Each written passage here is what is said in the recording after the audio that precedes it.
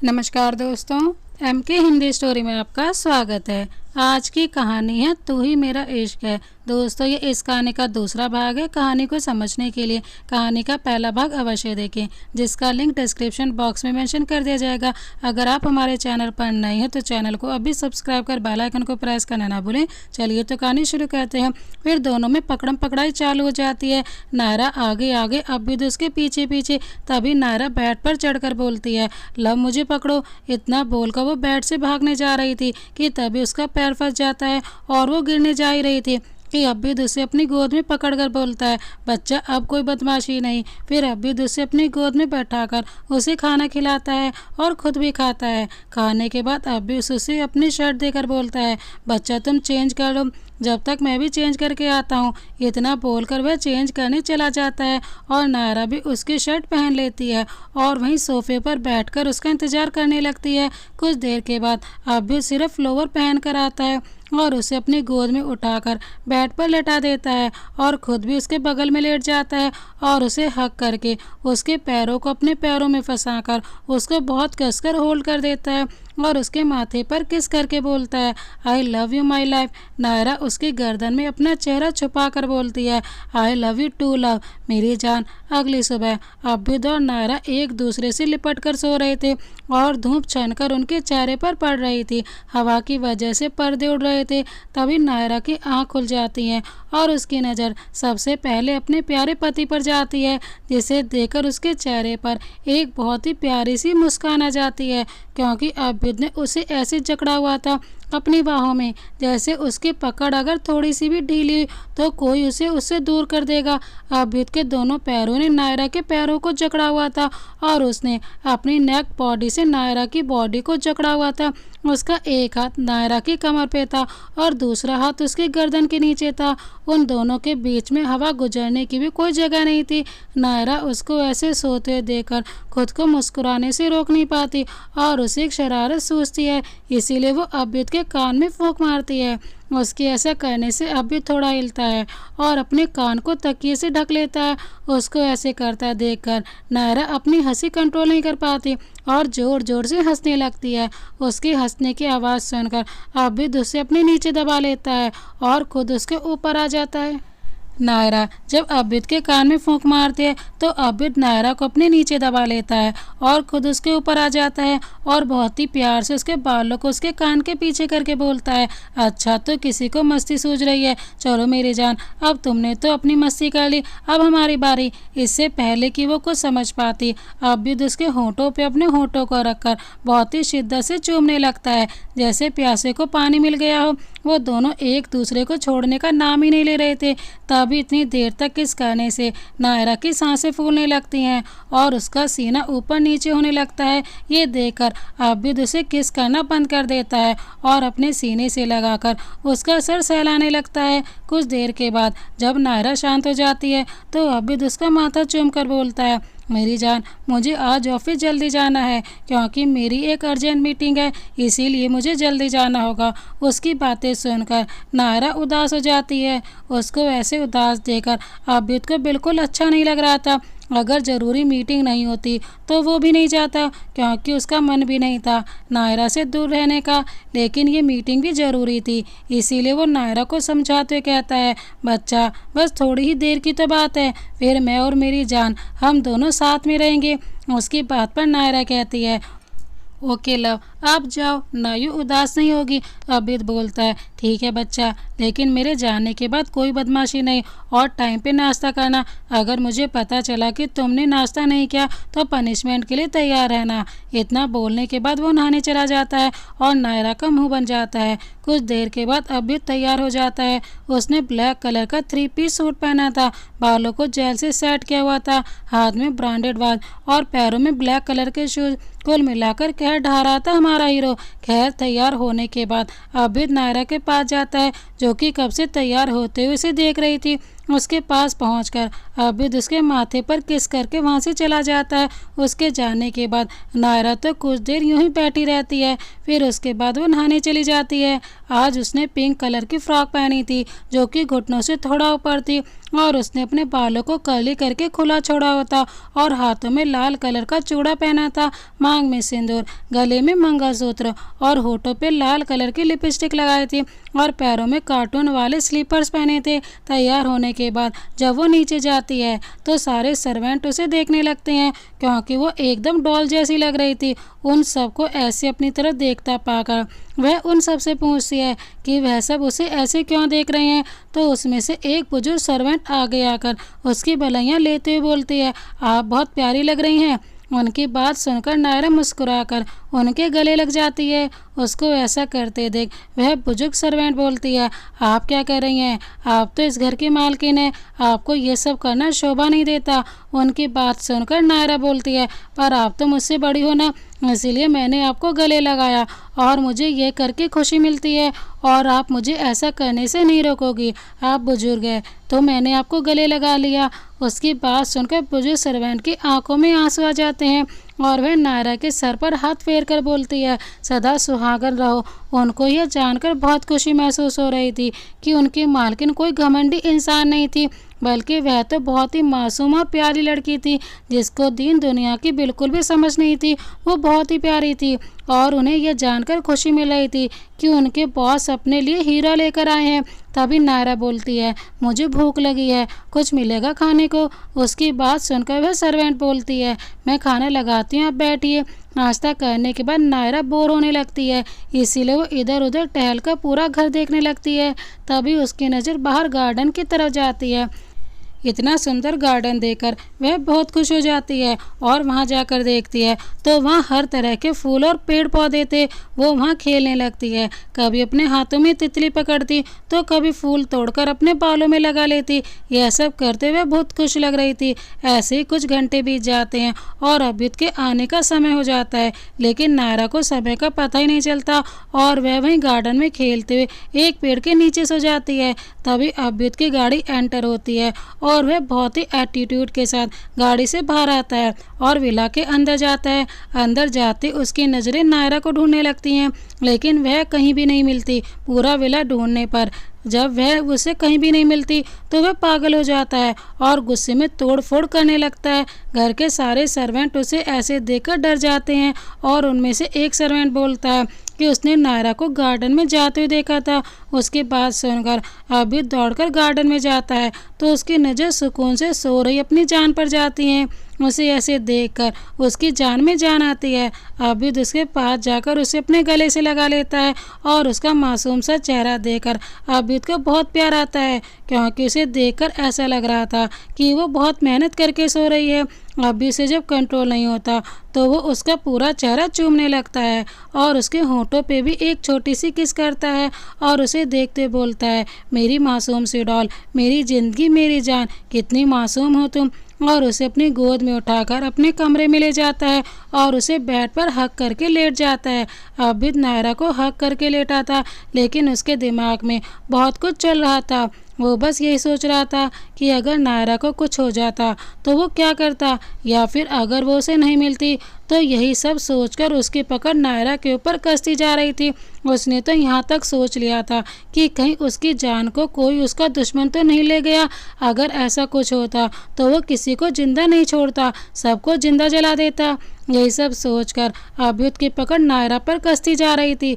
उसके इतना कसकर पकड़ने से नायरा की आंखें खुल जाती हैं और वो अपनी आंखें मलने लगती है, लेकिन अभिद उसकी हलचल से अपनी सोच से बाहर आ जाता है और उसे ऐसे आंखें मलते हुए देखकर वो उसका हाथ पकड़कर बोलता है, बच्चा, ऐसे आंखें नहीं मिलते। उसकी आवाज़ सुनकर नायरा को लगता है कि वो उसका वहम है, इसीलिए वो बोलती है, ओहो नायू, लव यहाँ नहीं, वो अपने काम पर गए हैं। फिर कुछ देर सोच कर कहती है, ओहो लव यहाँ नहीं है, लेकिन नायु को क्यों दिख रहे हैं। फिर अपने आप से बोलती है, हाँ शायद नायु को लव की याद आ रही है, इसीलिए नायु लव दिख रहे हैं। और तो नायु उनसे कितना सारा प्यार भी करती है।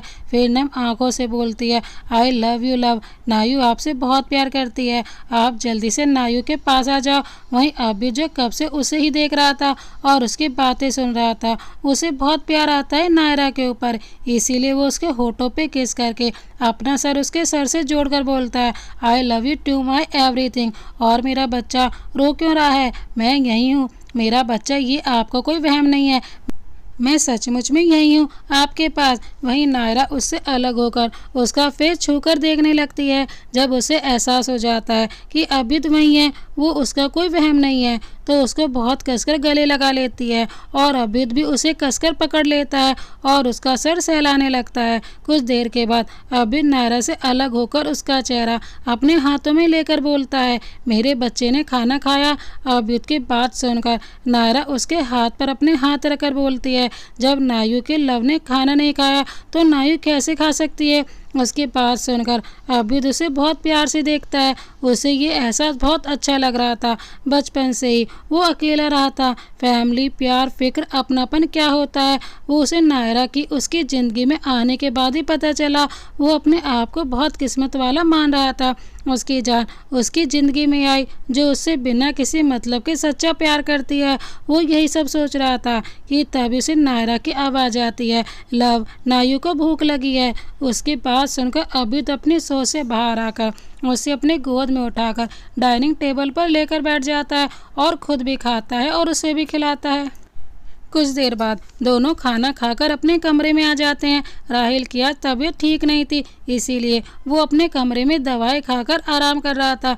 अभिद और नायरा अपने कमरे में आकर फ्रेश हो जाते हैं। अभिद ने सिर्फ लोअर पहनी थी, उसके ऊपर की बॉडी नेक थी क्योंकि उसकी आदत थी ऐसे सोने की, और नायरा ने ऑफ शोल्डर रेड कलर की घुटनों से ऊपर तक की फ्रॉक पहनी थी। बहुत प्यारी लग रही थी नायरा उस फ्रॉक में। उसको ऐसे देखकर अभिद का गला सूखने लगता है, लेकिन वो अपने आप को कंट्रोल कर लेता है और नायरा का हाथ पकड़कर अपने ऊपर खींच लेता है और उसके बालों को कान के पीछे करते उसे बहुत ही प्यार से देखते बोलता है, मेरी जान तुमने आज मुझे डरा ही दिया था। उसकी बात पर नायरा कहती है, लेकिन लव नायु ने आपको कब डराया। अभिद आगे बोलता है, बच्चा आप गार्डन में क्यों गई थी। नायरा उसकी बात सुनकर कहती है, लव आपके जाने के बाद नायु बोर हो रही थी, इसीलिए वो घर देखने लगी और इधर उधर घूमने के बाद नायु को बाहर गार्डन दिखता है, इसीलिए नायु बाहर गार्डन में खेलने चली जाती है। उसकी बात सुनकर अभिद उससे उसकी आंखों में आंखें डालकर बोलता है, बच्चा अगर आप बाहर गई थी तो किसी को बता देती। आपको पता है आपको घर में ना देखकर मेरी क्या हालत हो गई थी, पल पल तड़प रहा था मैं तुम्हारे बिना। मेरी जान तुम्हारे आने से पहले मेरी ज़िंदगी बंजर रेगिस्तान की तरह थी। जब से तुमने मेरी बंजर पड़ी ज़िंदगी में अपने कदम रखे हैं तब से मेरी ज़िंदगी में बहार आ गई है। पहले मैं सिर्फ ज़िंदगी काट रहा था, मुझे ज़िंदगी से बिल्कुल प्यार नहीं था, लेकिन तुम्हारे आने के बाद मैं जीने लगा और मुझे ज़िंदगी से भी प्यार हो गया और अब मैं जीना चाहता हूँ तुम्हारे साथ मेरी जान। मेरी ज़िंदगी का मकसद ही तुम हो। मैं तुमसे बेइंतहा मोहब्बत करता हूँ। You are the love of my life मेरी जान, यू आर माई एवरीथिंग। मुझे छोड़कर कहीं मत जाना मेरी जान, मैं तुम्हारे बिना मर जाऊंगा, मैं तुम्हारे बिना नहीं रह सकता। अभिद उससे इतना प्यार करता है। ये जानकर नायरा की आंखों से आंसू आ जाते हैं और वो उसके माथे पर किस करके कहती है, लव नायु आपको छोड़कर कहीं नहीं जाएगी, नायु भी आपको बहुत प्यार करती है लव, और आप सब कुछ हो मेरा। इतना बोलकर वह उसका चेहरा चूमने लगती है और उसके होंठों पे किस करने लगती है।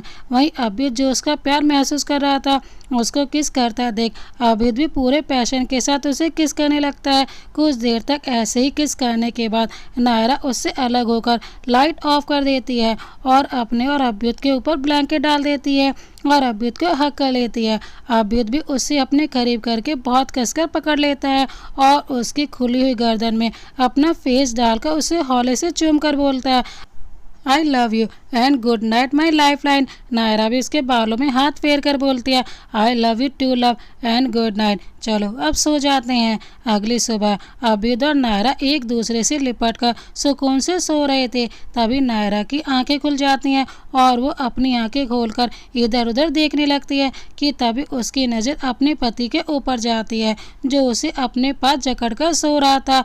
अबीद इस समय सोते बहुत ही मासूम और प्यारा लग रहा था।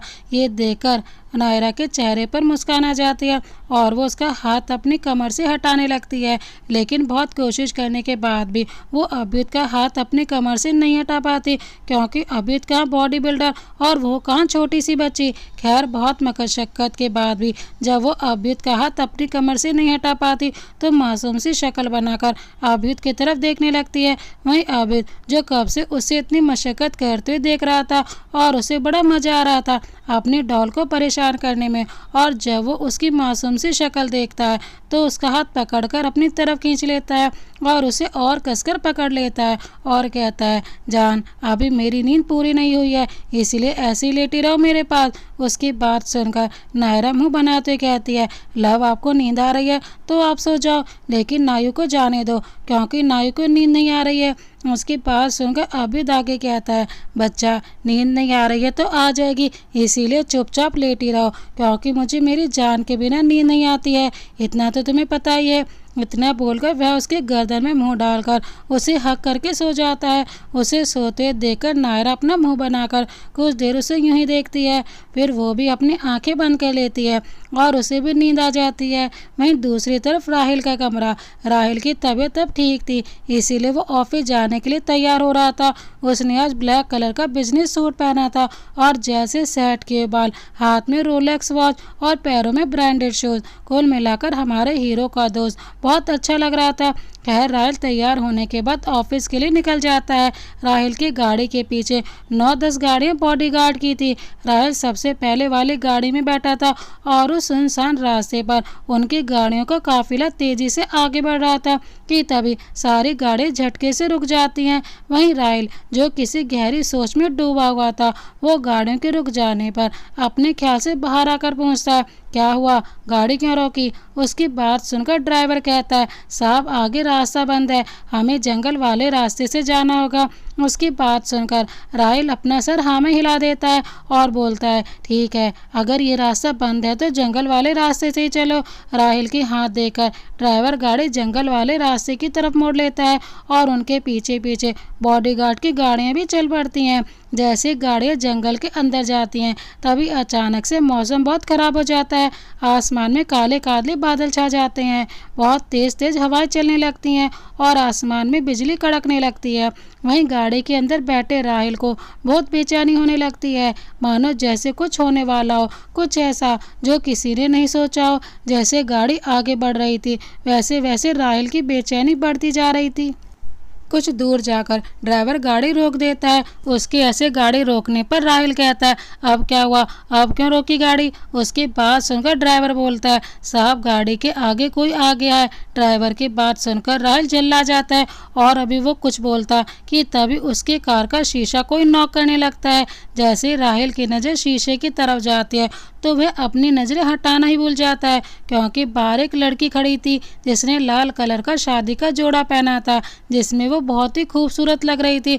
लेकिन उस लड़की के चेहरे पर परेशानी के भाव साफ थे। उस लड़की के चेहरे पर पसीना भी आ रहा था और वो बार बार अपने पीछे मुड़कर देख रही थी और राहिल की कार का शीशा नॉक कर रही थी। राहिल जो उसमें खोया हुआ था वो तुरंत गाड़ी का शीशा नीचे कर देता है। जैसे वो गाड़ी का शीशा नीचे करता है तो उस लड़की की आवाज़ आती है जो उसे गाड़ी से बाहर आने को बोलती है। राहिल भी तुरंत उस लड़की की बात सुनकर अपनी गाड़ी से बाहर आ जाता है, लेकिन वो अभी उसे कुछ पूछता तभी पीछे से बहुत सारे गुंडे आ जाते हैं और उस लड़की को पकड़ लेते हैं। उनके पकड़ते ही वो लड़की खुद को छुड़ाने की कोशिश करने लगती है, लेकिन वो उसको छोड़ ही नहीं रहे थे और वो लड़की रोते साहिल से बोलती है प्लीज़ मुझे बचा लीजिए इन जानवरों से, मैं ज़िंदगी भर आपकी एहसानमंद रहूँगी। उसकी बात सुनकर अबीद को बुरा लगता है। वो कुछ कहता कि तभी पीछे से गुंडा बोलता है ले चलो रे लड़की को। इतना बोलकर वो वहाँ से उस लड़की को ले जाने लगते हैं। तभी राहिल उसका हाथ पकड़कर बोलता हाथ छोड़ लड़की का। वरना राहिल की बात सुनकर सारे हंसने लगते हैं। तभी उनमें से एक गुंडा बोलता है, वरना क्या करेगा तू, बोल, कुछ ज़्यादा हीरो नहीं बन रहा है तू, और चुपचाप से लड़की को हमें ले जाने दे। राहिल फिर से बोलता है, मैंने कहा हाथ छोड़ लड़की का।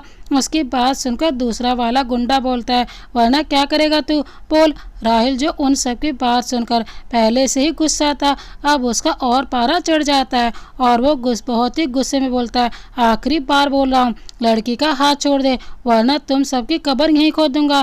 तभी उसमें से एक और गुंडा बोलता है, ए हीरो, तो जानता भी है हम किस्म के आदमी हैं, राका के, जो यहाँ का सबसे बड़ा गुंडा है, और हमारे बॉस ने छोकरी को लाने के लिए बोला है, क्योंकि छोकरी को हमारे बॉस ने पूरे 50 लाख में खरीदा है और अब वो छोकरी से शादी करेंगे।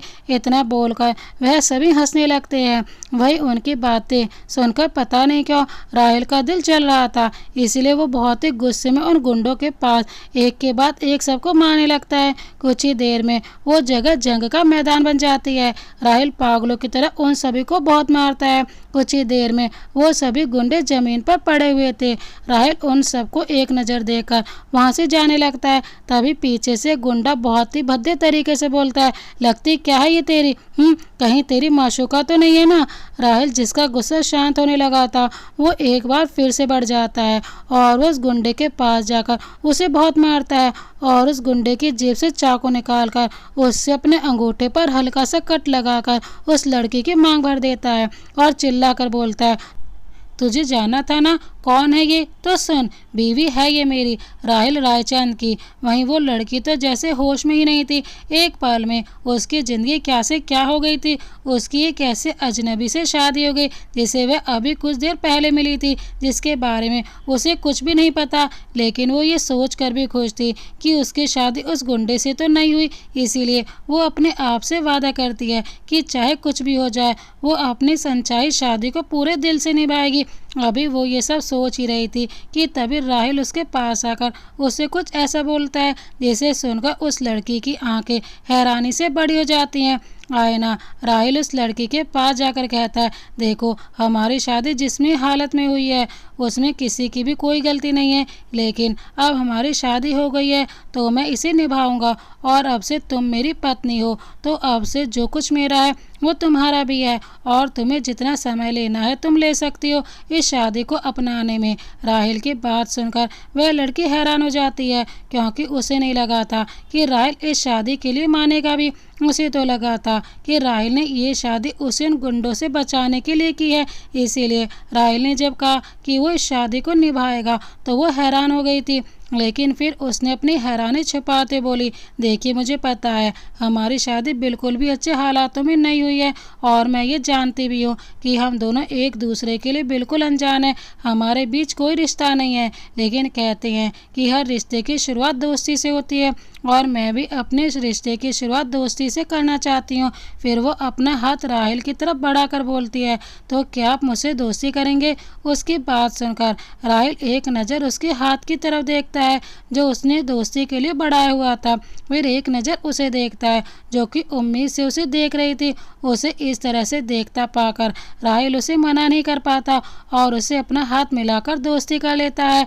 राहिल को हाथ मिलाता देखकर वो बहुत खुश हो जाती है और अभी वो कुछ कहती कि तभी राहिल की आवाज़ सुनाई देती है, चलो अब हमें घर चलना चाहिए। उसकी बात सुनकर वो अपना सर हाँ में हिला देती है और वो लोग चल पड़ते हैं अपनी मंजिल की ओर। राणा विला अभी बिना सूट के बालकनी में खड़ा था और उसके दिमाग में बहुत कुछ चल रहा था, लेकिन क्या चल रहा था ये तो सिर्फ अभ्युद ही जानता था। उसके मन में बहुत कुछ चल रहा था, इसीलिए वो बहुत गहरी सोच में डूबा हुआ था कि तभी नायरा उसे पीछे से गले लगा लेती है।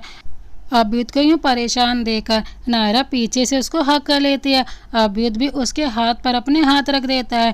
दोनों कुछ देर ऐसे रहते हैं, लेकिन थोड़ी देर बाद अभ्युद उसका हाथ पकड़कर अपने सामने लाकर उसे अपने सीने से लगा लेता है। नायरा को सीने लगाते उसके बेचैन दिल को सुकून मिल जाता है। वहीं नायरा अभ्युद को अब अच्छे से समझने लगी थी। उसे अभ्युद को देख कर ही पता चल जाता था कि वो क्या सोच रहा है, इसीलिए जब अभ्युद उसे अपने सीने से लगाता है तो नायरा को पता चल जाता है कि वो इस समय परेशान है। थोड़ी देर बाद वो अभ्युत से अलग होकर उसका फेस अपने हाथों में भरकर बोलती है, लव क्या हुआ है, आप परेशान क्यों हो? उसकी बात सुनकर अभ्युत उसकी आंखें बहुत गहराई से देखकर बोलता है, बच्चा तुम्हें कैसे पता चला कि मैं परेशान हूँ? नायरा भी उसकी आंखों में देखकर कहती है, लव आप कहते हो ना कि नायु आपका सब कुछ है, तो आपका हाल आपकी जान के अलावा किसे पता होगा?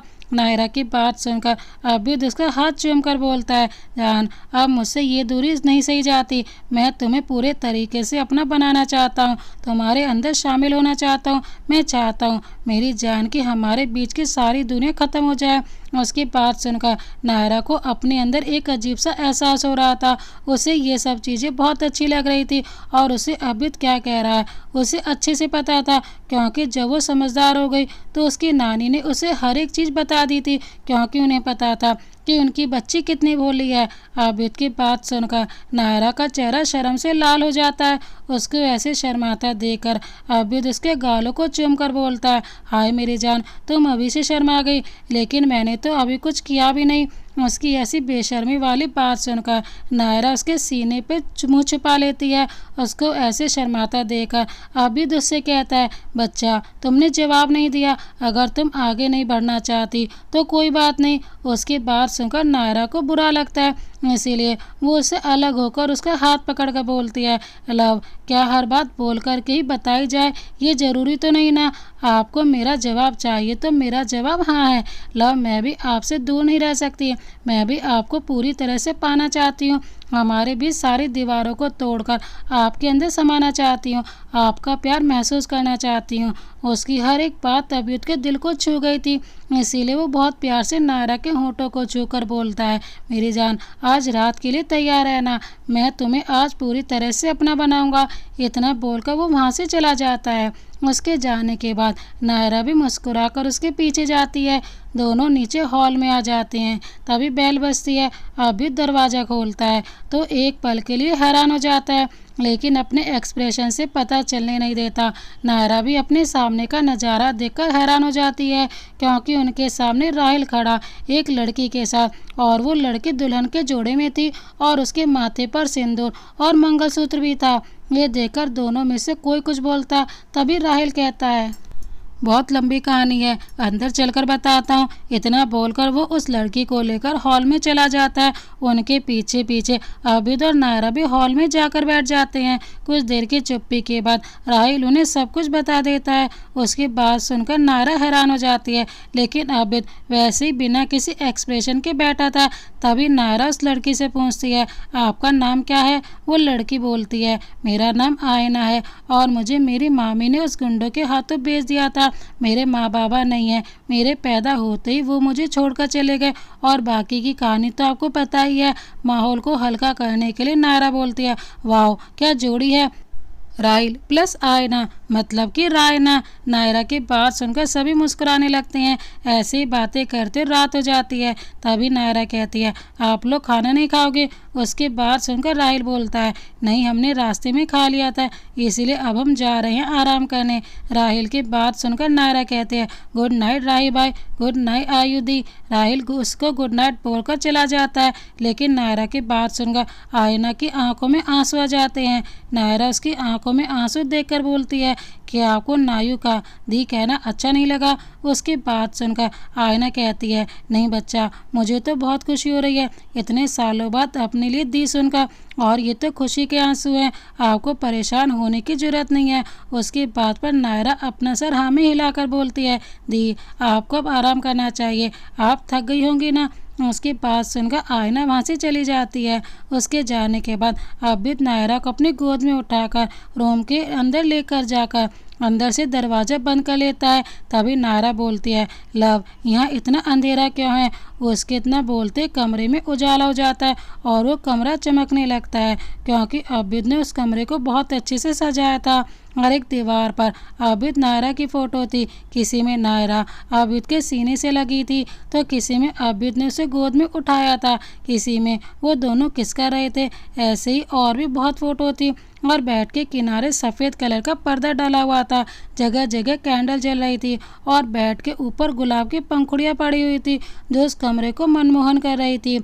अभी नायरा ये सब देख रही थी कि तभी आबिद उसे पीछे से गले लगा कर कहता है, जान मैं तुम्हारे लिए कुछ लाया हूँ, तो क्या तुम मुझे वो पहन कर दिखाओगी। इतना बोलकर वह अलमारी में एक पैकेट लेकर उसे देकर बोलता है, जान तुम्हारे पास 5 मिनट हैं, ये पहन कर आओ। उसकी बात सुनकर नायरा तुरंत बाथरूम में चली जाती है और वहाँ जाकर उस पैकेट को खोल कर देखती है तो शर्मा जाती है क्योंकि उसमें बहुत ही सेक्सी नेट की नाइटी थी। खैर नायरा जल्दी से वो पहन लेती है और गहरी सांस लेकर बाहर आ जाती है। वहीं आबिद जो बेसब्री से उसका इंतज़ार कर रहा था कि तभी उसकी नज़र नायरा के ऊपर जाती है तो वो सांसें लेना ही भूल जाता है और उसके पास आकर बोलता है, मेरी जान तुम तो आज क़यामत लग रही हो। उसकी बात सुनकर नायरा शर्मा जाती है। वैसे भी नायरा को तो पहले से बहुत शर्म आ रही थी और जब वो ये बोलता है तो वो और ज़्यादा शर्मा जाती है।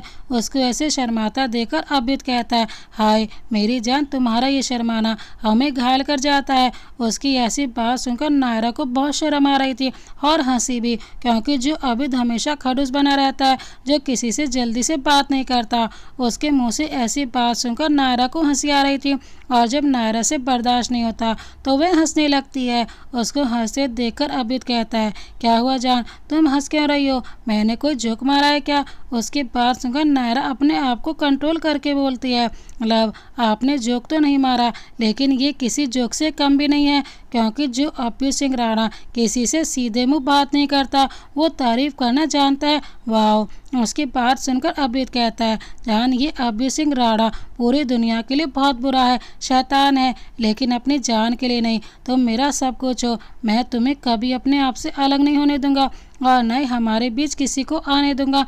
मेरी जान मुझे तुमसे मोहब्बत है, लेकिन कभी ख़त्म ना होने वाली मोहब्बत, जुनून की हद तक है। तुम्हारे लिए मैं किसी की जान भी ले सकता हूँ और दे भी सकता हूँ। तुम मेरी वो सनक हो जिसे मैं किसी को छूने तो क्या देखने भी ना दूँ। इतना बोलकर वो बिना कुछ कहे उसके होंठों पे अपने होंठ रखकर बहुत ही पैशनेट से उसे किस करने लगता है।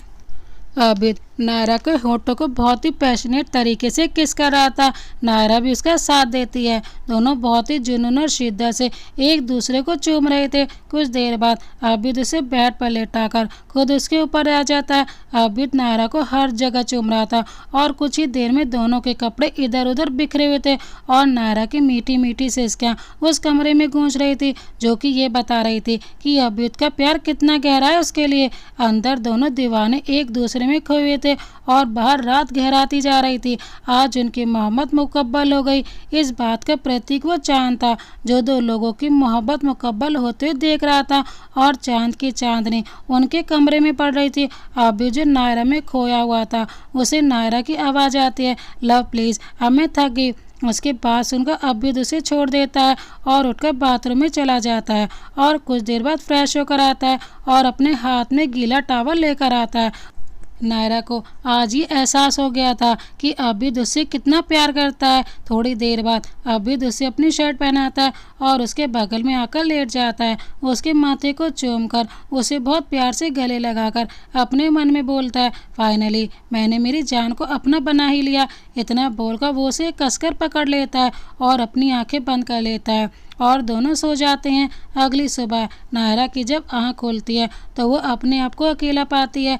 आबिद को अपने पास ना देखा नायरा आबिद को ढूंढने के लिए बेड पर से उठने लगती है, लेकिन दर्द की वजह से वो उठ नहीं पाती। ये देखकर उसकी आंखें नम हो जाती हैं क्योंकि उसे अपने पूरे बदन में बहुत दर्द महसूस हो रहा था और ऊपर से आबिद भी पता नहीं कहाँ चला गया था। ऐसी कोशिश करने के बाद वो बेड से खड़ी हो जाती है, लेकिन वो एकदम कदम बढ़ाती कि तभी वो लड़खड़ाकर गिर जाती है। वहीं आबिद जो अभी जिम से आया था वो ऐसे नायरा को गिरते देखकर जल्दी से उसके पास आकर बोलता है, क्या हुआ बच्चा, आप गिर कैसे गए। और तुमसे किसने कहा था बेड से उठने के लिए। अभ्युत की डांट सुनकर नायरा रोने लगती है, क्योंकि एक तो पहले से वो अभ्युत की वजह से वो इतनी दर्द में थी और वो गिर भी गई थी, लेकिन अभ्युत को उठाने की बजाय डांटने लगा। नायरा अभ्युत से रोते कहती है, लव, नायु को आपको याद आ रही थी, इसीलिए नायु आपको ढूंढने जा रही थी। नायरा की बात सुनकर अभ्युत उसे अपनी गोद में बैठाकर उसके आंसू पोंछकर बोलता है, बच्चा, आपको अगर मेरी याद आ रही थी तो आप वेट कर लेते, मैं आपके पास ही आ रहा था और देखो कैसे चोट लगा ली।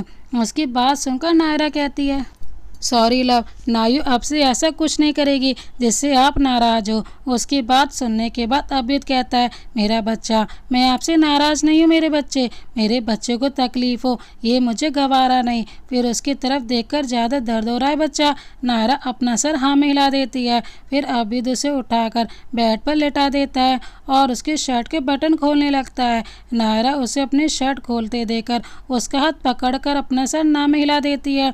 उसको ऐसे देखकर अब भी समझ जाता है कि वो शर्मा रही है, इसीलिए वो उसका हाथ हटाकर बोलता है, बच्चा, मुझसे कैसे शर्माना, मैं तो आपका पति हूँ ना, और मुझे हक है आपको कैसे भी देखने का। अभ्युत की बात सुनकर नायरा अपने हाथ हटाकर अपनी आंखें बंद कर लेती है। वहीं अभ्युत उसकी शर्ट उतारकर किनारे रख देता है और उसे ब्लैंकेट से कवर कर देता है और किचन से गुनगुना तेल लेकर आता है। फिर कमरे का दरवाज़ा बंद कर देता है। दरवाज़ा बंद करने के बाद वो नायरा के पास आकर अपने हाथ में तेल लेकर ब्लैंकेट के अंदर से उसकी मालिश करने लगता है। कुछ देर तक ऐसी पूरी बॉडी पर मसाज करने के बाद वो उसका चेहरा देखता है तो उसके चेहरे पर सुकून छा जाता है, क्योंकि वो बहुत सुकून से गहरी नींद में सो रही थी। नायरा को पता ही नहीं चलता और वो गहरी नींद में सो जाती है। वो इस समय बहुत ही प्यारी लग रही थी। अभ्युत को तो वो इतनी प्यारी और मासूम लग रही थी कि वो उसके पूरे चेहरे पर किस करने लगता है। कुछ देर तक किस करने के बाद अभ्युत उसे अपनी गोद में उठाकर बाथरूम में ले जाता है और उसे बाथ टब में बैठाकर नहलाने लगता है। और फिर उसे अच्छे से नहलाने के बाद वो उसे शॉर्ट्स और हल्की सी टी शर्ट पहनाकर उसके बाल सुखा देता है और उसे बेड पर लेटाकर उसके ऊपर ब्लैंकेट डालकर उसका माथा चूम लेता है और वो भी फ्रेश होकर स्टडी रूम में चला जाता है। रायना का कमरा, राहिल ने आयना की सारी ज़रूरत का सामान मंगवा लेता है और उससे बोलता है कि वो फ्रेश हो जाए जब तक वो अभ्युत के पास जा रहा है। उसकी बात सुनकर आयना अपना सर हाँ में हिला देती है। राहिल वहाँ से अभ्युत के पास चला जाता है। राहिल अभ्युत के पास चला जाता है। उसके जाने के बाद आयना अपने आप से बोलती है, मैं कितनी किस्मत वाली हूँ जो मुझे राहिल जैसे पति मिले। वो मेरा कितना ख्याल रखते हैं और अगर उनकी जगह कोई और होता तो वो शायद ही मुझे उन गुंडों से बचाता, और अगर बचा भी लेता तो क्या भरोसा कि वो मेरे साथ कुछ नहीं करता। खैर, जो होना था वो हो गया, लेकिन मैं अपनी शादी को मरते दम तक निभाऊंगी। इतना बोलकर वो फ्रेश होने चली जाती है। वहीं दूसरी तरफ स्टडी रूम में अभ्युत और राहिल आपस में बात कर रहे थे। राहिल अभ्युत से कहता है, यार तेरी शादी के बारे में उसे पता चल गया होगा। उसकी बात सुनकर अभ्युत कहता है, पता चल जाने दे जिसे पता चलना है, और वैसे भी कुत्ते का काम क्या होता है, दूसरों के पीछे भौंकना, और वो भी उन्हीं कुत्तों में से एक है जो सिर्फ भौंकते हैं लेकिन कुछ कर नहीं पाते। उसकी बात सुनने के बाद राहिल थोड़ी परेशानी के साथ बोलता है, बात तेरी नहीं है, बन्नी की है। अगर उसे पता चल गया कि तूने शादी कर ली है तो वो बन्नी को नुकसान पहुंचाएगा, क्योंकि उसे पता है कि अभ्युत सिंह राणा जो किसी भी लड़की की तरफ आंख उठाकर नहीं देखता, उसने शादी कर ली तो जरूर कुछ बात होगी। उसकी बात सुनकर अभ्युत को बेहद खतरनाक आवाज़ में बोलता है, पता चल जाए, जिसे भी पता चल रहा है, पूरी दुनिया को भी पता चल जाए तो मुझे फ़र्क नहीं पड़ता, क्योंकि पूरी दुनिया एक तरफ और मेरी जान एक तरफ। कोई उसकी तरफ आंख उठाकर भी देखेगा या देखने की कोशिश भी करेगा या उसको एक खरोच भी पहुंचाने की कोशिश करेगा तो मैं उसे पूरी दुनिया से मिटा दूंगा। इतना बोलकर वो बहुत ही खतरनाक तरीके से मुस्कुराने लगता है। वहीं राहिल उसकी ऐसी मुस्कुराहट देखकर डर जाता है, क्योंकि उसे पता था कि ये तूफान से आने के पहले की शांति है। वहीं नायरा जो अभ्युत को ढूंढते हुए स्टडी रूम में आ जाती है, वो उन दोनों की बात तो नहीं सुन पाती, लेकिन वो अभ्युत की गोद में बैठकर उससे पूछती है, आप दोनों क्या बात कर रहे हो। उसकी बात सुनकर अभ्युत बोलता है, कुछ नहीं बच्चा, और मेरे बच्चे की नींद पूरी हो गई। नायरा अपना सर हाँ में हिला देती है। तभी अभ्युत उसके होंठों पे अपने होंठ रखकर किस करने लगता है। वहीं राहिल ये सब देखकर वहाँ से खिसक लेता है। राहिल वहाँ से अपने कमरे में चला जाता है। ऐसे ही 3 महीने बीत जाते हैं। इन 3 महीनों में अभ्युदय और नायरा का प्यार और गहरा और मजबूत हो गया था। अभ्युदय नायरा के लिए और भी ज़्यादा पागल हो गया था और वो उसे एक पल के लिए भी अपने आप से दूर नहीं होने देता। यहाँ तक वो उसे अपने साथ ऑफिस भी लेकर जाता और कभी कभी ऐसा होता है कि उसे अर्जेंट काम से बाहर जाना पड़ता है, इसीलिए वो उसे फाइटिंग भी सिखाने के लिए कोच को बुलाता है, क्योंकि जब वो उसके पास ना हो तो वो अपनी हिफाजत खुद कर सके, उसे किसी की ज़रूरत ना पड़े। वहीं नायरा भी अब काफ़ी समझदार हो गई थी और अब वो अभ्युदय के लिए पॉजिटिव हो गई थी और वो उसके साथ मिलकर काम भी सीख रही थी। वहीं राहिल और आयना का रिश्ता भी सही हो गया था। अब वो दोनों बहुत अच्छे दोस्त बन गए थे और एक दूसरे के मन की बात बिना कहे समझ जाते थे। उन चारों की ज़िंदगी सही चल रही थी, सब कुछ अच्छा था, सब हंसी खुशी जी रहे थे, सब कुछ अच्छा चल रहा था, सब शांति से जी रहे थे। सभी एक दूसरे से बहुत प्यार करते थे और एक दूसरे की ज़रूरत का ख्याल भी रखते थे। सभी शांति से जी रहे थे। लेकिन क्या हो, जब कोई हमारी शांत पड़ी ज़िंदगी में पत्थर फेंक दे। वहीं एयरपोर्ट पर एक लड़का खड़ा था जो लगभग 27 साल का था। वो दिखने में बहुत डरावना लग रहा था।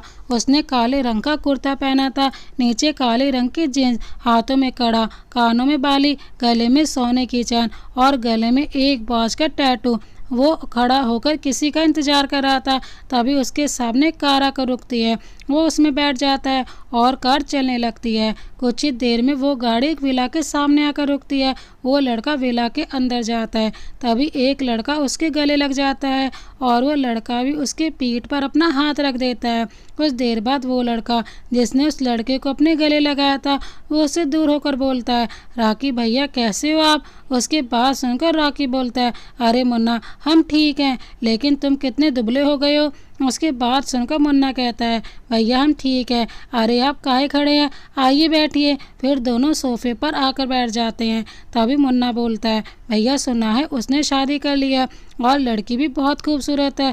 उसके बात सुनकर राकी बोलता है, अरे कोई ना मुन्ना, उसे जो करना है कर लेने दे, जितनी खुशी मनाना है मना लेने दे, क्योंकि अब उसकी ज़िंदगी में राकी नाम का ग्रहण लग चुका है जो उसे चैन से जीने नहीं देगा।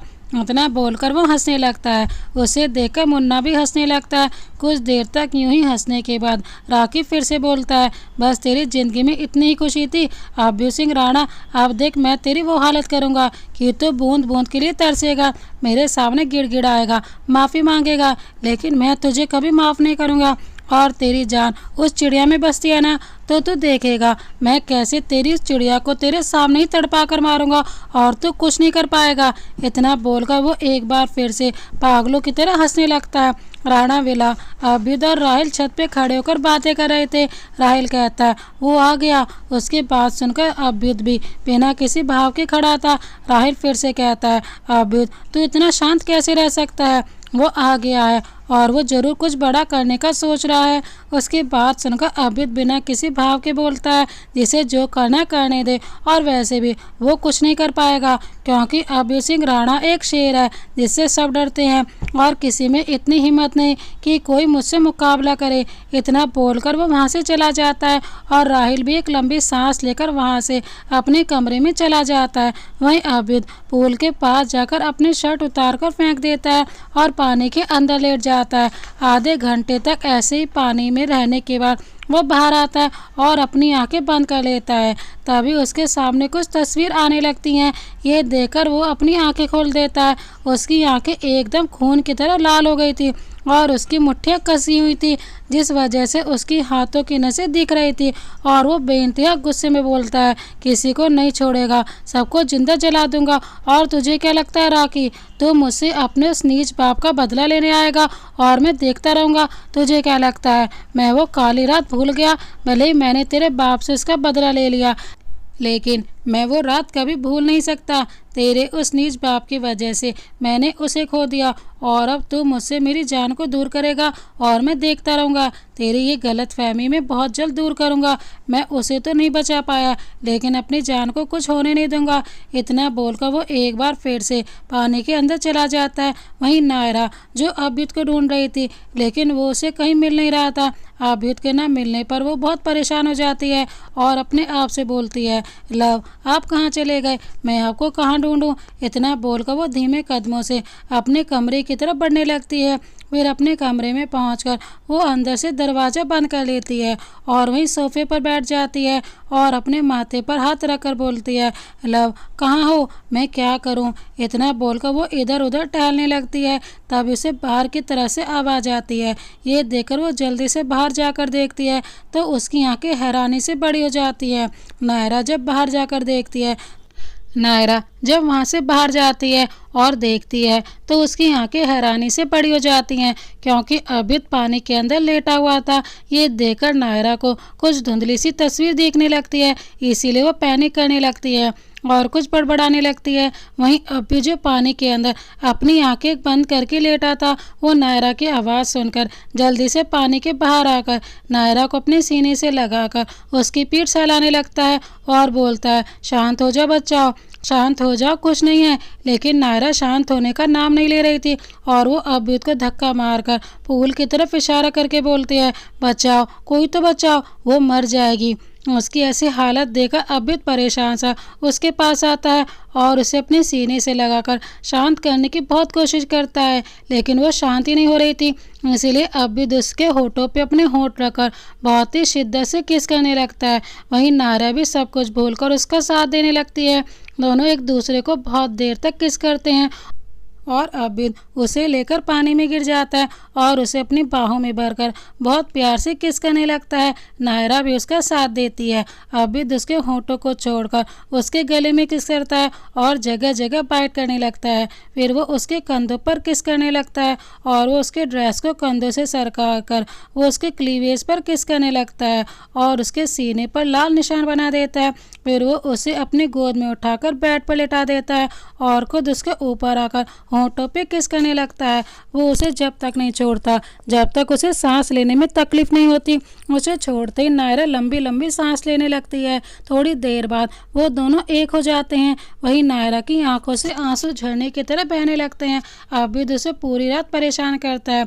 नायरा उससे बहुत बार छोड़ने के लिए बोलती है, लेकिन जब वो नहीं छोड़ता तो वो रोने लगती है। उसे रोते देखकर अभ्युत उससे दूर होकर पूछता है, क्या हुआ मेरा बच्चा, क्यों रो रहा है? मैं तुम्हारी आंखों में आंसू बिल्कुल भी नहीं देख सकता, बताओ तो क्या हुआ? उसकी बात सुनकर नायरा कहती है, लव मुझे नींद आ रही है लेकिन आप मुझे सोने नहीं दे रहे हो। उसकी बात सुनकर अभ्युत को उस पर हंसी और प्यार दोनों आता है। इसलिए वो उसको अपने गोद में उठाकर बाथरूम में ले जाता है और फिर कबर्ड में से एक हल्की सी टी शर्ट निकाल कर पहना देता है। फिर उसे अच्छे से लेटाकर खुद भी फ्रेश होने चला जाता है। कुछ देर बाद वो एक सफ़ेद कलर के लोअर पहन कर आता है और नायरा के बगल में लेट जाता है और उसको अपने आप से चिपका कर उसके माथे पे किस करके अपनी आंखें बंद कर लेता है। राहुल जो अभी फ्रेश होकर आया था कि तभी आयना उसकी गोद में चढ़कर बोलती है, बचाओ, वो मुझे खा जाएगी। उसकी बात सुनकर राहुल उससे पूछता है, किससे बचाऊं तुम्हें और खा जाएगा तुम्हें? आयना अपनी उंगली दिखाकर बोलती है, अरे वो वहाँ पर है। राहुल फिर से बोलता है, कहाँ? कि तभी उसकी नज़र एक छिपकली पर जाती है जिसे देखकर वो कंफ्यूज हो जाता है। इसीलिए उससे पूछता है, तुम किसकी बात कर रही हो? आयना फिर से बोलती है, अरे वो वहाँ वो छिपकली, आप उससे मुझे बचा लो वरना वो मुझे खा जाएगी। उसकी बात सुनकर राहुल उसे अपनी गोद से नीचे उतार कर हंसने लगता है। उसको हंसते हुए देखकर आयना कहती है, मैंने कोई जोक नहीं मारा जो कि आप अपनी बत्ती सी दिखा रहे हैं। आयना की बात सुनकर राहुल अपनी हंसी रोक कर बोलता है, ये जोक नहीं था तो और क्या था? वो इतनी सी छिपकली वो तुम्हें खा जाएगी जो दूसरों की जान खाती है। इतना बोलकर वो फिर से हंसने लगता है। उसकी बात सुनकर आयना मुंह बनाकर बोलती है, मेरा मजाक बाद में उड़ाना, पहले जाकर छिपकली को भगाइए। उसकी बात सुनकर राहुल बोलता है, लेकिन मुझे क्या मिलेगा? आयना रोनी सी सूरत बनाकर बोलती है, जो आप बोलेंगे वो करूँगी। राहिल बोलता है, जैसे कि आयना कहती है, जैसे कि मैं आपके पैरों के साइड पर सोने को भी तैयार हूँ। उसकी बात सुनकर राहिल पिघल जाता है और उस छिपकली को भगा देता है और बेड पर लेटकर बोलता है, मुझे बहुत नींद आ रही है, मैं जा रहा हूँ सोने और तुम भी सो जाओ। इतना बोलकर वो अपने ऊपर कंबल डालकर सो जाता है।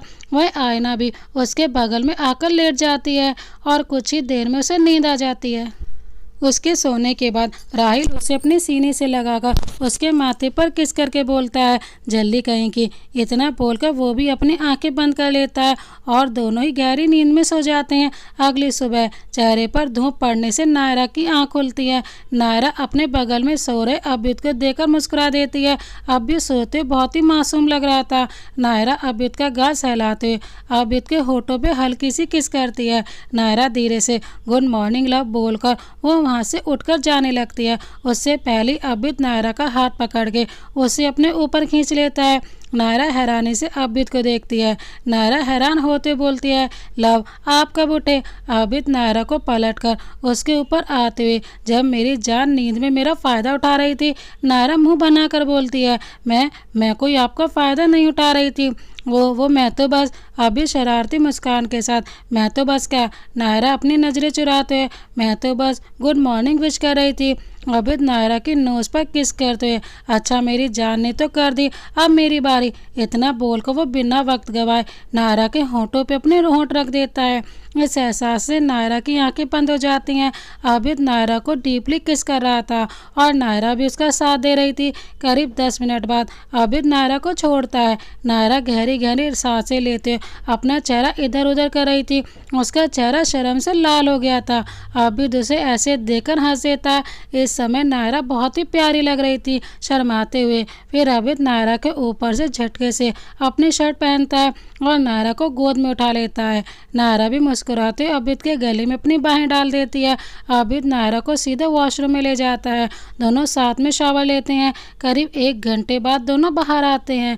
नायरा सीधे बेड पर बैठ जाती है। अबिद नायरा को देखकर मुस्कुरा देता है। अबिद तिरछी मुस्कान के साथ, क्या हुआ जान? नायरा अबिद को अपनी आंखें छोटी कर घूरते हुए, आपको नहीं पता क्या हुआ मुझे? आप बहुत बुरे हो लव। अबिद झुककर नायरा की आंखों में देखते हुए, बुरा तो मैं हूँ, इतना बुरा कि तुम सोच नहीं सकती। अबिद और नायरा एक दूसरे की आंखों में देख रहे थे। तभी गेट नॉक होता है, जिस वजह से दोनों का ध्यान टूटता है। गेट नॉक होने की वजह से दोनों का ध्यान टूटता है। बाहर से एक मेड की आवाज़ आती है, सर ब्रेकफास्ट रेडी है। अबिद अपनी कोल्ड वॉइस में बोलता है, आई एम कमिंग, और वो अपने बालों को सुखाने लगता है। नायरा अबिद को मिरर से देखकर बहुत ही खुश हो रही थी। ऐसे मत देखो वरना मैं अपना कंट्रोल खो दूंगा। अबिद की बात सुनकर नायरा शर्मा जाती है और इधर उधर देखने लगती है और वो मुस्कुरा रही थी। अबिद नायरा के बाल सुखाते बोलता है, जान और बोलती हो, मैं आपको ही नहीं देख रही थी। अबिद नायरा को खड़ा करके अपनी तरफ घुमाते बोलता है, तो किसे देख रही थी? नायरा मुँह बनाते, वो मैं अपने बालों को देख रही थी, कितने लंबे और खूबसूरत है ना। अबिद नायरा को घूरते, मेरी जान इतने बहाने नहीं बनाना चाहिए। अबिद की बात सुनकर नायरा धीरे से बोलती है, हाँ देख रही थी आपको, क्योंकि आप मेरे हो, तो क्या मैं आपको नहीं देखूं? क्या मैं आपको नहीं देख सकती? अबिद नायरा का चेहरा अपने दोनों हाथों में भरते हुए कहता है, बेशक देखो मेरी जान, तुम्हें जितना देखना है उतना देखो, क्योंकि मैं तुम्हारा ही तो हूँ। फिर नायरा की आंखों में देखते हुए, बस मेरे अलावा किसी को देखने के बारे में सोचना मत, वरना। नायरा कहती है, वरना क्या? आबिद बहुत अजीब तरह से मुस्कुराते हुए, वरना मैं उस इंसान को जान से मार दूंगा। आबिद की बात सुनकर नायरा डर जाती है। आबिद कुछ पल नायरा की आंखों में देखता है, फिर अचानक से हंसने लगता है। नायरा आबिद को हंसते देखकर हैरान हो जाती है। आबिद नायरा के गालों को सहलाते हुए, मैं मजाक कर रहा था जान।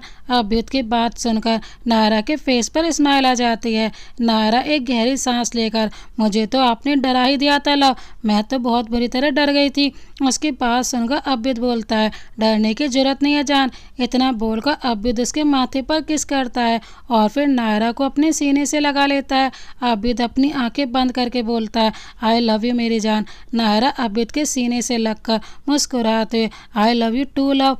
आबिद मुस्कुरा देता है। आबिद नायरा के बालों पे किस करते हुए अपने मन में, अगर किसी ने तुम्हारी तरफ हसरत भरी नज़रों से देखा या फिर तुम्हारी तरफ उसकी एक नज़र भी गई तो उसका इस दुनिया में आखिरी दिन होगा। You are only mine my love. ये सोचते हुए आबिद फेस पर एक डेविल स्माइल थी। तभी नायरा आबिद से अलग होती है तो आबिद अपनी स्माइल नॉर्मल कर लेता है। नायरा चले नीचे, राहिब भाई और आयुधी हमारा वेट कर रहे होंगे। आबिद अपना सर हाँ में हिलाता है और नायरा का हाथ पकड़कर नीचे लाता है।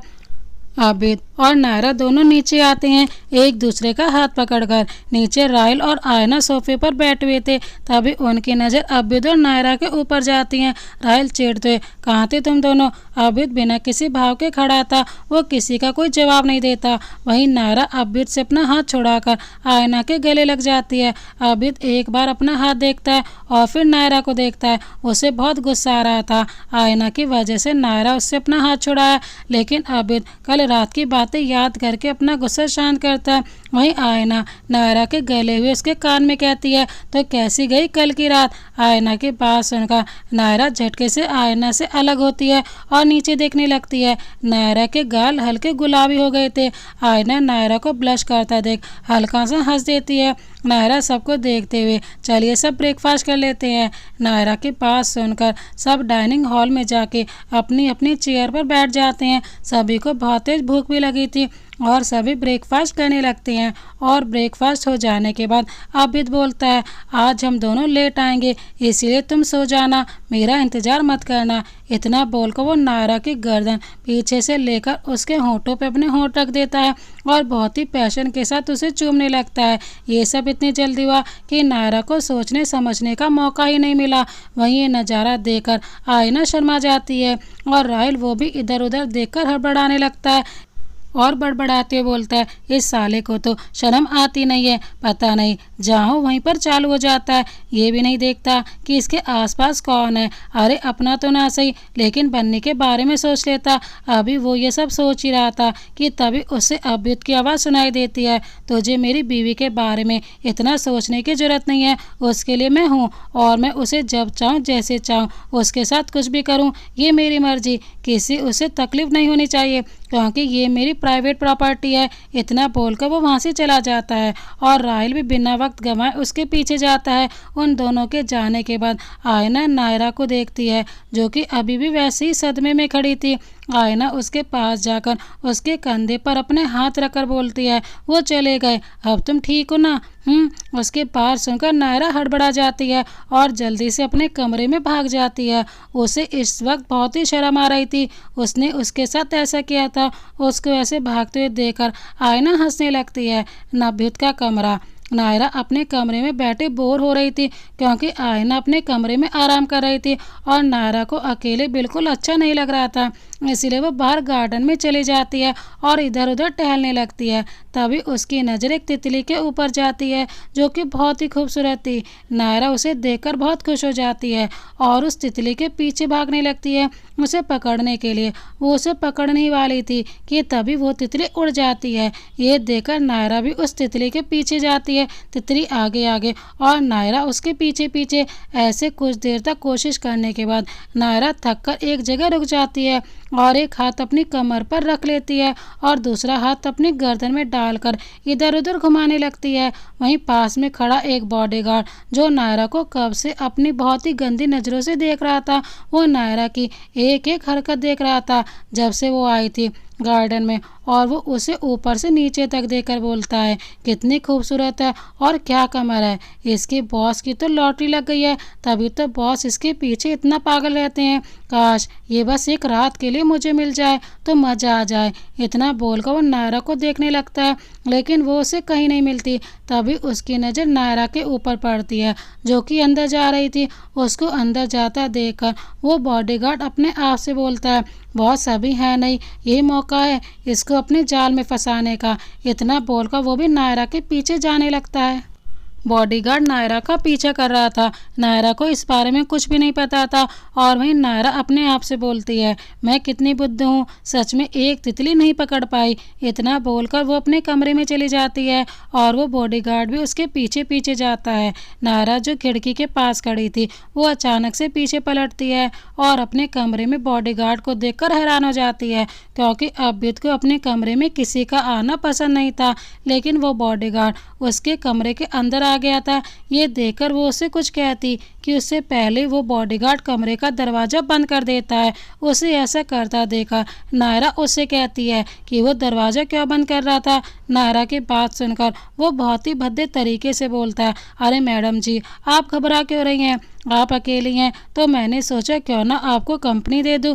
उसकी बात नायरा को बहुत अजीब लगती है और उसे उस बॉडीगार्ड से बहुत ही अजीब सी वाइब्स आ रही थी। उसे बिल्कुल अच्छा नहीं लग रहा था, इसीलिए वो उससे बोलती है, तुमसे किसने कहा मुझे कंपनी चाहिए और मुझे अकेले रहना बहुत अच्छा लगता है और अब तुम जाओ यहाँ से। वो बॉडीगार्ड बोलता है, अरे मैडम जी, आप तो नाराज़ हो गई, बस एक बार मेरी कंपनी लेकर तो देखिए, आपको बहुत अच्छा लगेगा, मेरे कहने से सही एक बार तो। लेकिन इस बार नायरा थोड़ा गुस्से में बोलती है, मैंने बोला ना एक बार, मुझे कोई कंपनी नहीं चाहिए, तुम्हें समझ में नहीं आ रहा, और अगर इतना ही कंपनी देने का शौक है तो अपने बॉस को जाकर दो, मुझे नहीं। नायरा की बात सुनकर वो बॉडीगार्ड बोलता है, अरे मैडम जी, आप तो गुस्सा हो गई हैं।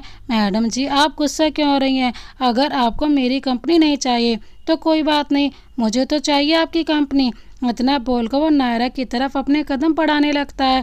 नायरा उसे अपनी तरफ आता देखकर अपने कदम पीछे लेने लगती है। तभी वो बॉडीगार्ड नायरा के पास पहुंचकर उसे छूने ही जा रहा था कि तभी नायरा उसे धक्का मारकर वहां से जाने लगती है, लेकिन वो बॉडीगार्ड उसका हाथ पकड़कर उसे बेड पर गिरा देता है और खुद उसके ऊपर आने ही वाला होता है कि तभी नायरा बेड पर रोल करके ज़मीन पर गिर जाती है, जिस वजह से उसके पैर में चोट लग जाती है।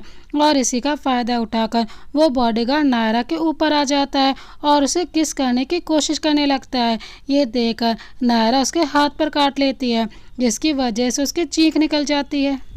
इस बात का फ़ायदा उठाकर नायरा वहां से भागने लगती है, लेकिन वो बॉडीगार्ड उसका पैर पकड़ लेता है। लेकिन तभी नायरा अपने दूसरे पैर से उसके मुंह पर एक लात मारती है और वहां से दरवाज़ा खोलकर भाग जाती है। उसको भागता देखकर वो बॉडीगार्ड भी अपने आप को संभाल कर उसके पीछे भागता है। वहीं नायरा को कोई होश नहीं था, वो जल्दी जल्दी सीढ़ियाँ उतर कर नीचे आती है और बाहर की तरफ जाने लगती है, लेकिन तभी वो किसी से टकरा जाती है। नायरा उस इंसान को देखकर उसके गले लगकर रोने लगती है और वही वो बॉडीगार्ड जो नायरा के पीछे आ रहा था, वो अपने सामने खड़े आदमी को देखकर अपना थूक गटक लेता है, क्योंकि उसके सामने अभित खड़ा था जो कि बेइंतहा गुस्से में था और उसकी आंखें आग उगल रही थी, क्योंकि उसने पूरे घर में सीसीटीवी कैमरा लगवाया था नायरा के लिए, ताकि उसका जब मन करे तो वो अपनी जान को निहार सके, जिस वजह से उसे पता चल गया कि यहाँ क्या हो रहा है। लेकिन ये बात किसी और को पता नहीं थी सिवाय राहिल के। अब्युद उस बॉडीगार्ड के पास जाकर उसके कॉलर से पकड़कर उठाता है और उसके मुंह पर एक बार घूंसे की बरसात कर देता है। वो उसे मारता ही जा रहा था बिना रुके। वहीं बॉडीगार्ड का पूरा मुंह सूज गया था मार खाने की वजह से और उसके मुंह से खून भी आ रहा था। तभी अब्युद उसे धक्का मारकर नीचे गिरा देता है और जोर से चिल्लाकर उससे बोलता है, नीच कहीं के, तेरी हिम्मत कैसे हुई मेरी बीवी को हाथ लगाने की।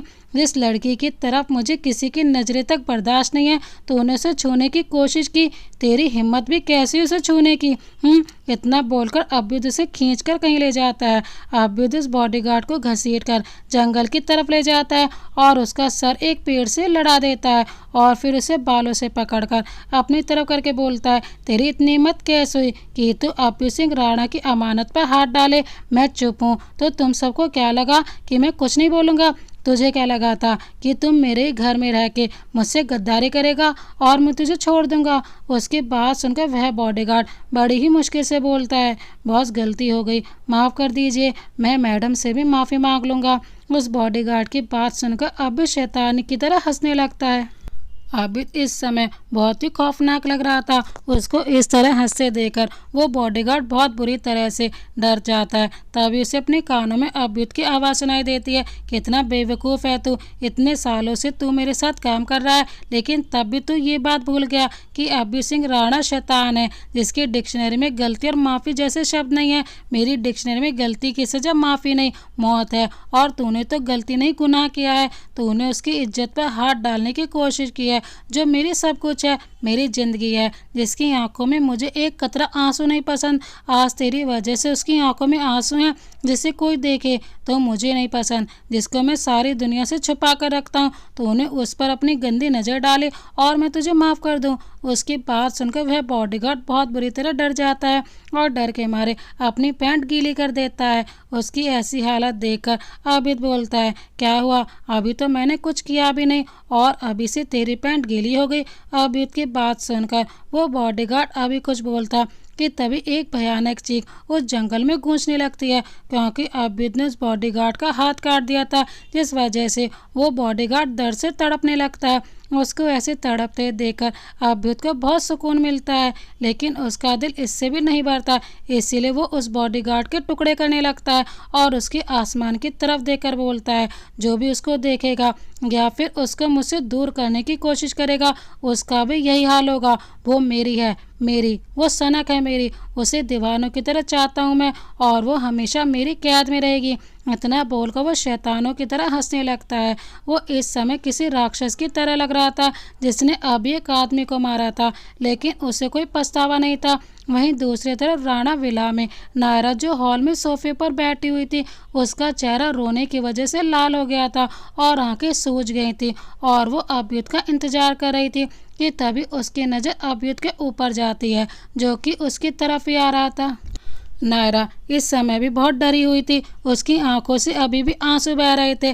आबिद को अपनी तरफ आता देख नायरा सोफे से उठ जाती है और अपने कदम पीछे लेने लगती है, क्योंकि आबिद के चेहरे पर खून की छींटें थी और उसकी वाइट शर्ट खून की वजह से लाल हो जाती है और उसकी आंखें गुस्से की वजह से लाल थी। हाथों की मुट्ठियाँ कसी हुई थी, जिस वजह से नायरा डर जाती है। वहीं आबिद नायरा को खुद से दूर जाता देख और गुस्सा हो जाता है और वो नायरा के पास पहुंच जाता है। नायरा आबिद को अपने पास देखकर बोलती है, मुझसे दूर रहो।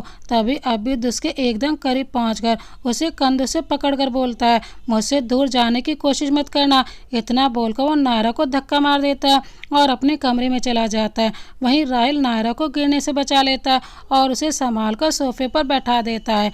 तभी नायरा सोफे पर। दोस्तों, इस कहानी को यहाँ तक देखने के लिए आपका बहुत बहुत धन्यवाद। इस कहानी को आगे देखने के लिए देखिए इस कहानी का अगला भाग, जिसका लिंक डिस्क्रिप्शन बॉक्स में मेंशन कर दिया जाएगा। जब नायरा को पता चलेगी आबिद की सनक, तो क्या वो उसके साथ रहेगी या फिर उसे छोड़कर चली जाएगी? और कौन थी आयना, आखिर क्या कर रही है वो उनके घर में? जब उन्हें आयना की सच्चाई पता चलेगी तो क्या करेगी नायरा उसके साथ? देखने के लिए देखिए इस कहानी का अगला भाग। इसी तरह की अन्य कहानी देखने के लिए हमारे चैनल को अभी सब्सक्राइब कर बेल आइकन को प्रेस करना ना भूलें। हम आपके लिए इस तरह की प्यार भरी कहानी लाते रहते हैं। मिलते हैं एक और नई प्यार भरी कहानी के साथ, तब तक के लिए जय हिंद, वंदे मातरम।